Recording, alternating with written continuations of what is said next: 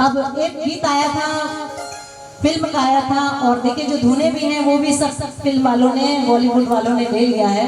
आप ये मत सोचिए कि अरे इतने अच्छे यहाँ पे लोग फिल्म के गीत गाते हैं, मगर 50% गीत वो जो हमारे फोक से लिए गए हैं।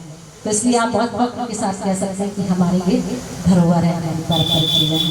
तो एक गीत आया था, हम तो तेरे आशिक सदियों पुराने, बुंदेलखंडी एक बहुत पुरानी उस पे एक धुन गीत बना है, तो वो फिल्म में लिया गया उस धुन का गाना।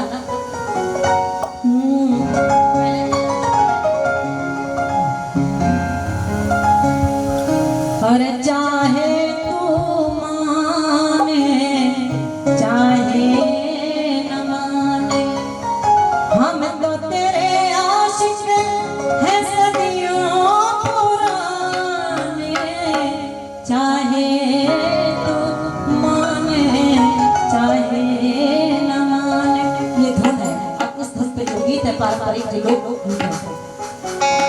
कि तुम आए, नायिका कह रही तुम्हारे घर हम आके बहुत पछता रहे हैं, बहुत बेड़ा गर्क हो गया है। कि तुम आए घर आके पल में हम पछताने, तुम आए